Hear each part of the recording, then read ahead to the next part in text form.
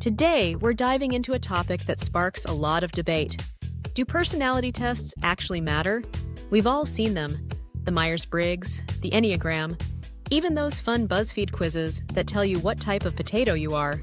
But with all these tests floating around, can they actually give us useful insights about who we are? Or are they just another way to kill time on the internet? Let's break it down and find out. Personality tests have become a huge part of our culture. They're not just tools for self-help books or psych majors. They're mainstream. From corporate offices to social media platforms, personality tests promise to unlock the mystery of who we really are. But why are these tests so popular, and what exactly do they offer? Well, they give us answers. In a world where people are constantly searching for meaning and direction, these tests offer simple, digestible labels that promise to help us understand ourselves better. Whether you've taken the Myers-Briggs Type Indicator, MBTI, the Enneagram, or even those silly quizzes on Instagram, they all promise some form of insight. You've probably seen friends post their results online. I'm an INTJ, or I'm a 3W2, what about you? Personality tests have become this fun and lighthearted way to make sense of who we are and how we interact with others. But do they really matter? Or are they just a pop culture trend? Let's talk science for a second. The big question: are personality tests grounded in reliable research, or are they just random? It really depends on the test. Let's start with one of the most famous, the Myers-Briggs Type Indicator, MBTI. It's used by companies, schools, and even therapists. But here's the problem. While MBTI is widely popular, it's been heavily criticized by psychologists for lacking solid scientific validity. Why? Well, studies show that people can get different results if they take the test multiple times, and many psychologists argue that MBTI doesn't accurately measure personality traits. Plus, it categorizes people into 16 types, which oversimplifies the complexity of human behavior. On the other hand, the Big Five personality traits, or five-factor model, FFM, is scientifically backed and considered the gold standard by many psychologists.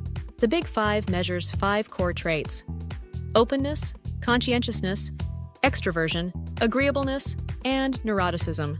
This model is supported by decades of research and has proven to be reliable, offering a more nuanced look at personality. So, while MBTI is fun and widely used, the Big Five model has the weight of actual science behind it, and it's been shown to predict things like career success and even mental health outcomes. So, there's a clear distinction between tests that are scientifically robust and those that are more for entertainment or self-reflection. All right, so what's good about personality tests? Well, there are a few real benefits. First, they can be an excellent tool for self-awareness. Many people take these tests and discover things about themselves they never realized. Maybe you find out you're an introvert and you start to reframe your social interactions, or you realize you're highly conscientious, and that's why you're a great planner at work. These insights can help you live more intentionally. Plus, these tests can offer a sense of validation. If you've ever taken an Enneagram test and seen that you're a Type 4, the individualist, you might feel a sense of, yes, that's me.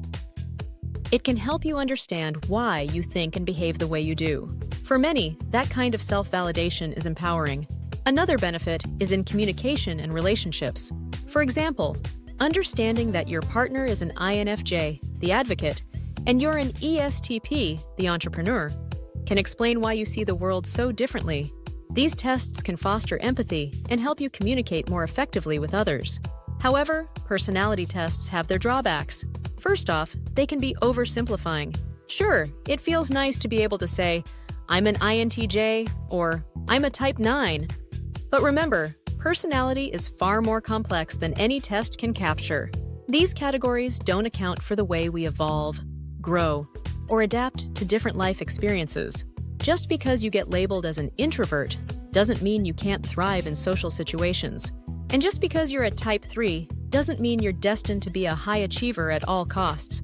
People are multidimensional, and personality tests can sometimes trap us into narrow boxes. Another major issue is stereotyping. If you take a test that tells you you're a Type 2 helper, you might assume that means you always have to put others' needs ahead of your own. These labels can become limiting, and we start over-identifying with them. to the point where they influence our decisions in ways that may not always be healthy or true to who we are. So, do personality tests actually matter? The truth is, yes and no. They can be useful tools for gaining self-awareness, improving relationships, and even guiding career choices. But they are not the end-all, be-all of who you are. If you use them as a starting point for self-reflection, without letting them define you, then yes, they can be valuable. But if you rely too heavily on them or start limiting yourself based on a test result, that's when things can get problematic. The most important thing is to remember that we are all evolving. Personality tests can provide a snapshot of who you are at a certain point in time, but they can't predict your future. You are more than a number, a letter, or a type. All right, that's it for today's discussion. What do you think? Do you find personality tests helpful, or do you think they're just a gimmick? Let me know your thoughts in the comments below. I love hearing from you guys. And if any of you enjoyed this video, don't forget to like, subscribe, and hit that notification bell so you never miss an update. Thanks for watching, and I'll see you in the next video.